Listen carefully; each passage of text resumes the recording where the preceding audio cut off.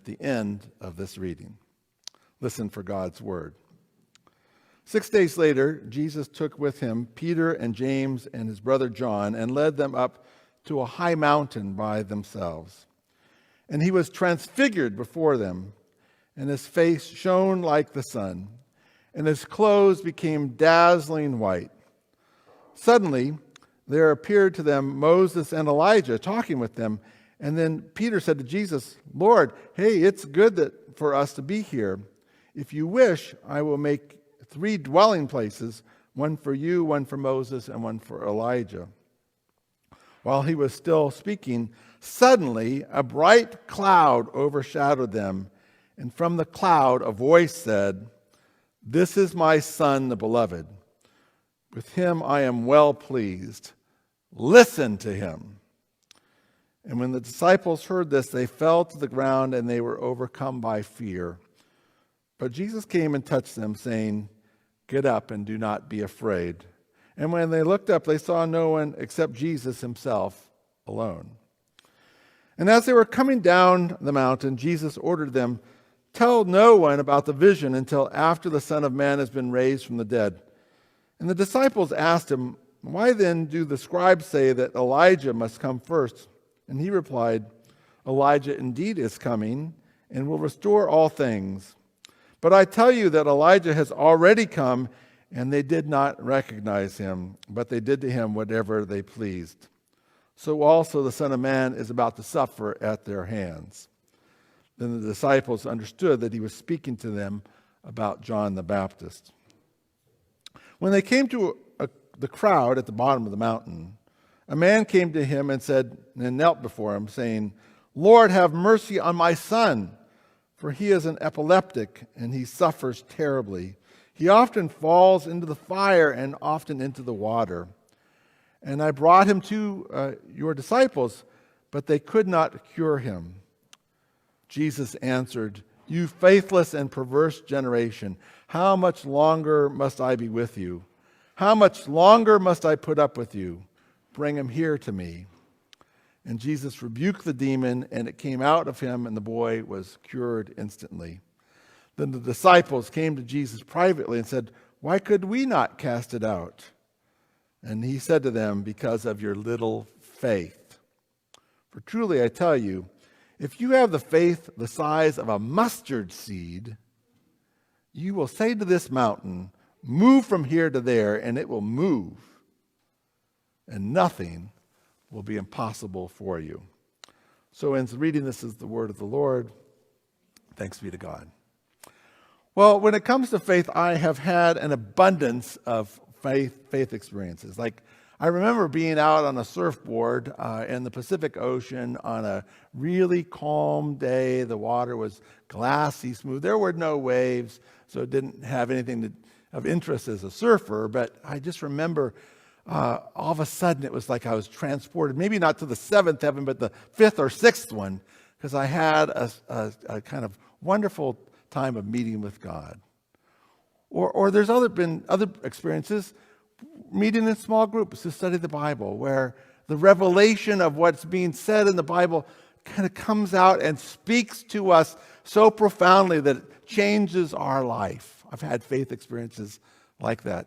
Why, I've even had a couple of times when I've gone forward when they've had an altar call to give my life to Jesus, and was baptized both times after the altar call, in addition to that baptism, which is the real one, that I had as an infant. I've had faith experiences.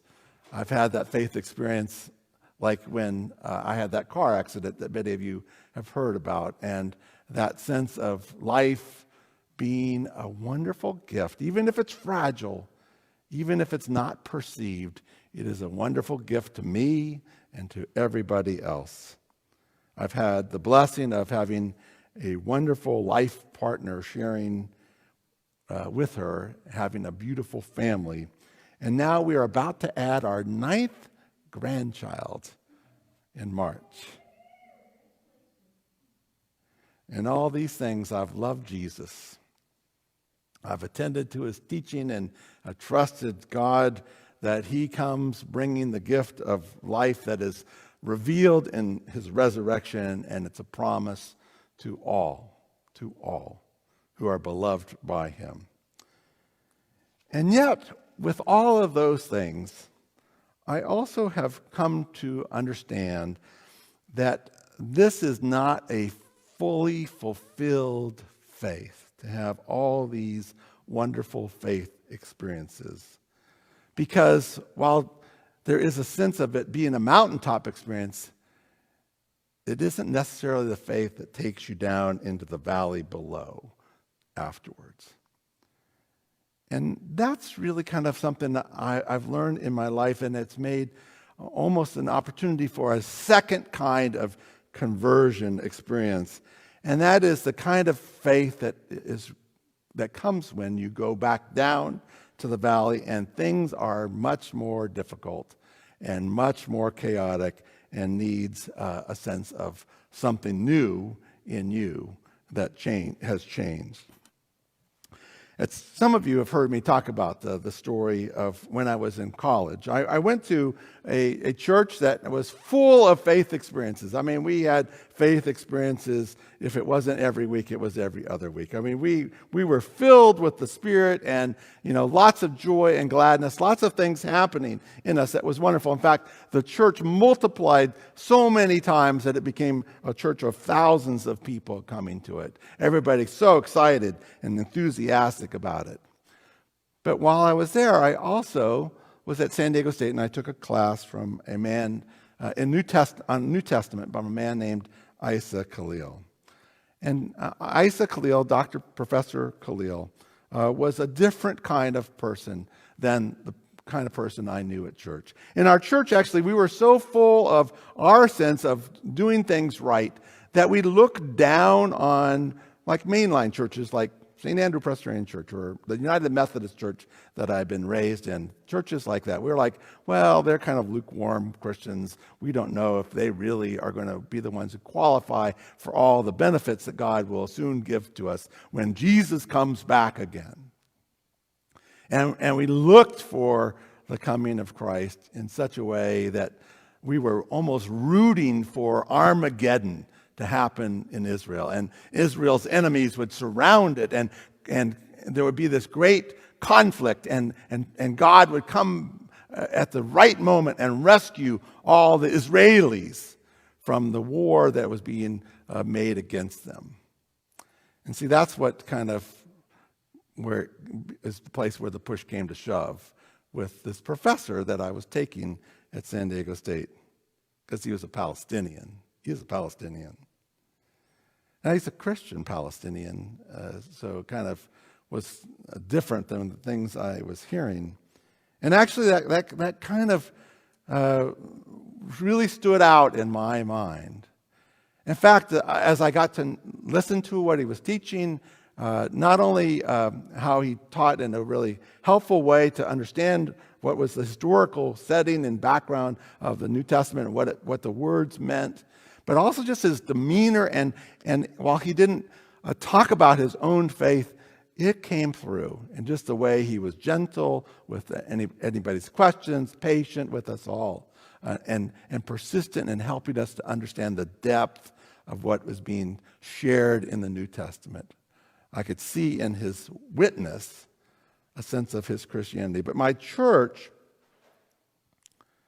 well, if they cared about him, I did hear whispers that he was not somebody to be trusted because he wasn't teaching the same way that our church was teaching. My church, if they did think about him too much, would have maybe put him in the enemy category rather than the friend. And that bothered me. It bothered me that the church had that sense of being the elect and everybody else wasn't. It bothered me a little bit there.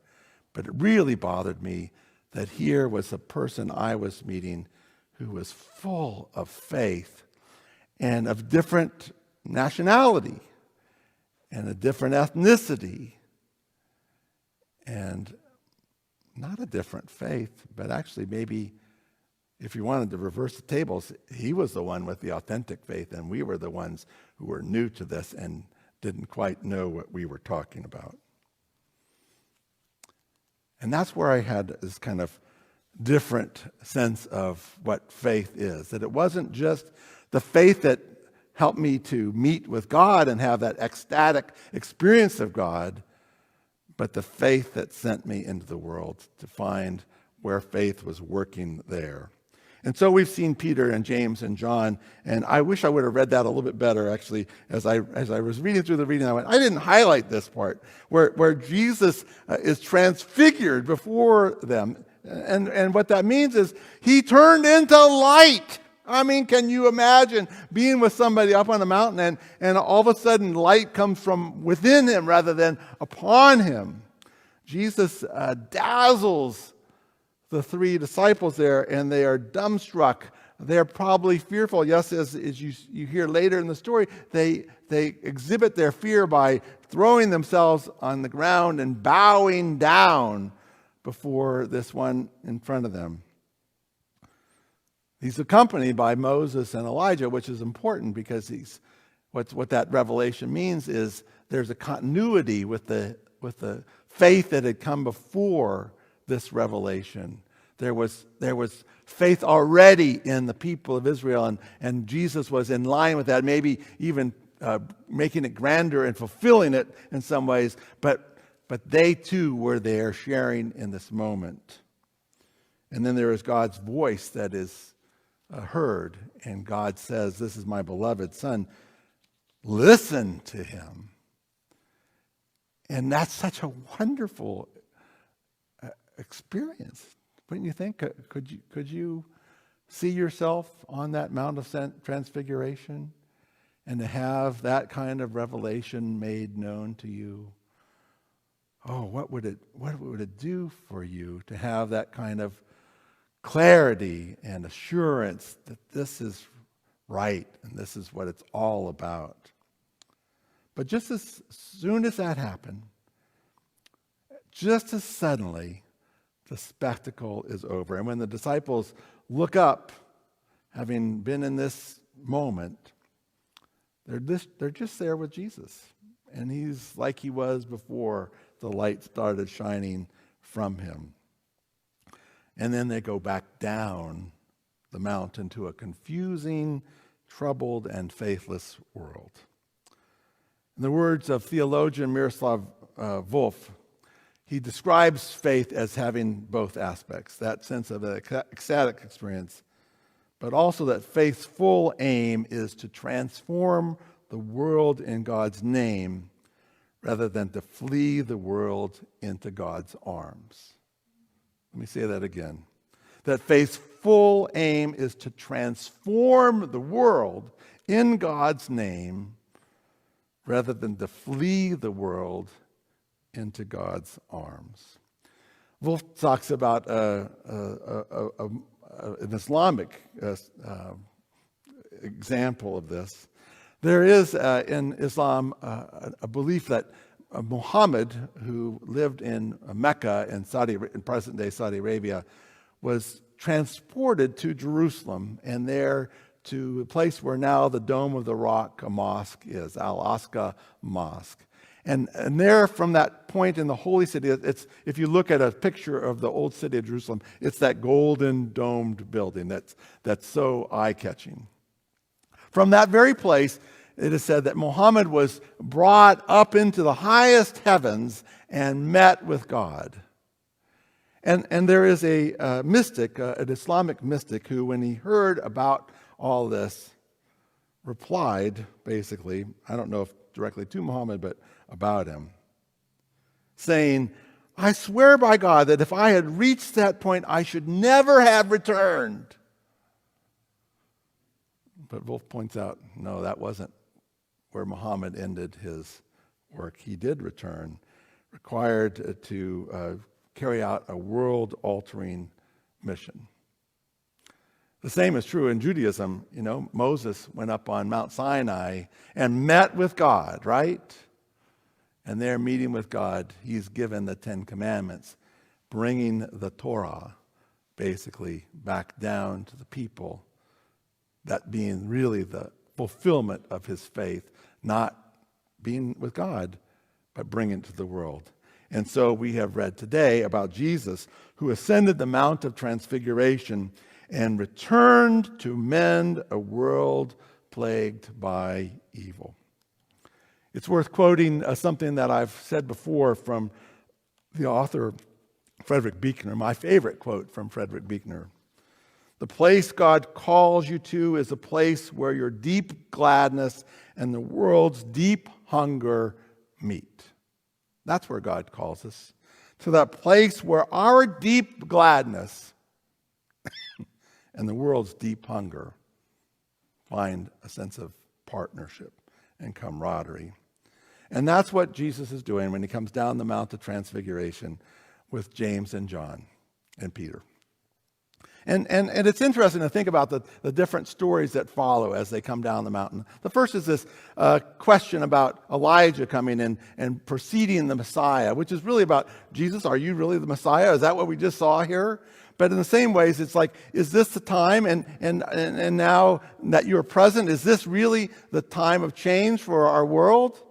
And Jesus is a little bit affirming, but not in the way that you would just think he would want to make it clear to them that this is what's happening in front of him. Kind of leaves it open. And then when they come down, there's this boy that a father brings to Jesus because the boy is epileptic. And I remember being in the presence of somebody who had epilepsy and seeing her go into a seizure and just how excruciating it was to witness what it was like for her. And it says about the boy that he throws himself in the fire or into the water when he's having a seizure like this. And the father brought the son to the disciples to heal, but they could not.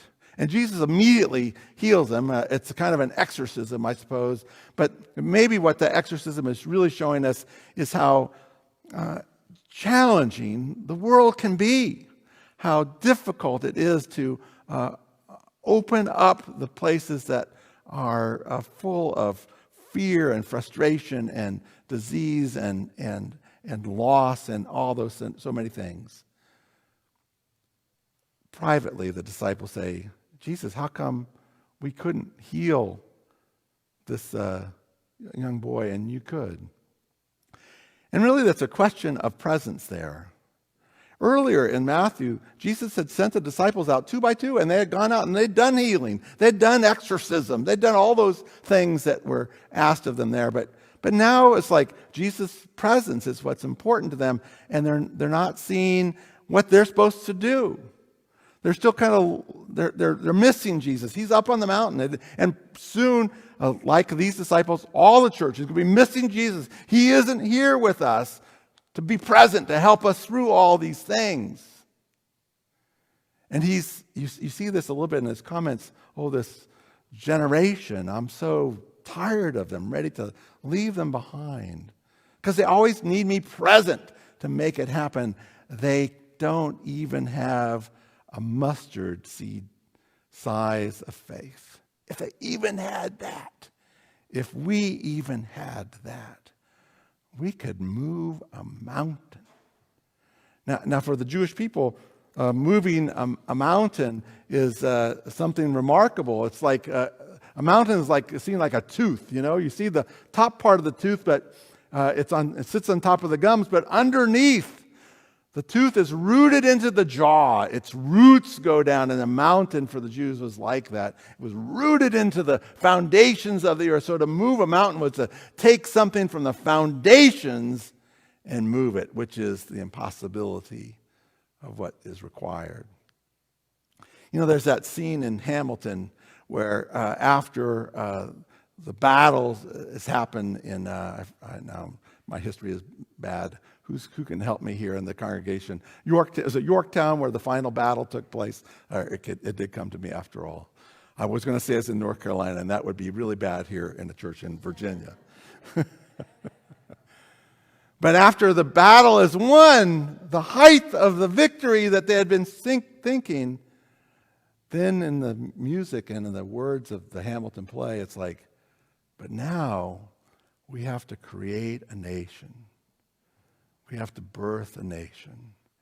And I think that's the kind of creativity that is asked for in the faith that we are to have. I think that's what I learned actually from my mentor, Dr. Khalil, and just,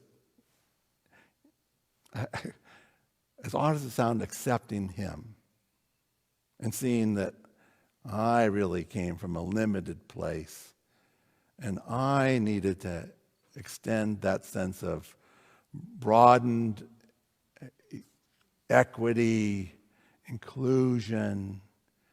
I know that that's really been a part of what my ministry has been about. It is that sense of indeed, and I'm glad to share experiences of faith with people, to encourage everybody to have those kinds of, that kind of experience of faith in God, that God is real and God does love us, and to have that sense of transfiguration of God in front of us. But also, and I think this is actually the creative part, that sense of where faith is brought into the world and we live it and we bring the change that faith asks us to do. Faith is that calling to be an agent of God's purposes in the world.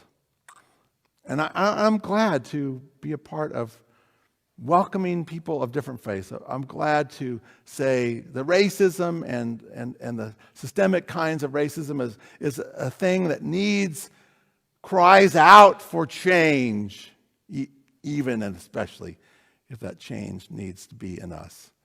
Because that's the kind of thing that fulfills faith in the end. It is that place where our deep gladness and the world's great need meets. Today, friends, I want to call us to that faith. I'm going to invite our band to come up here, and we're going to take our offering. You may have noticed in your bulletins, if you have them at home, that I did not have the offertory anthem there. It's because I wanted to put it down a little bit farther in the service so it could be a response of faith. Please, let this be your opportunity to share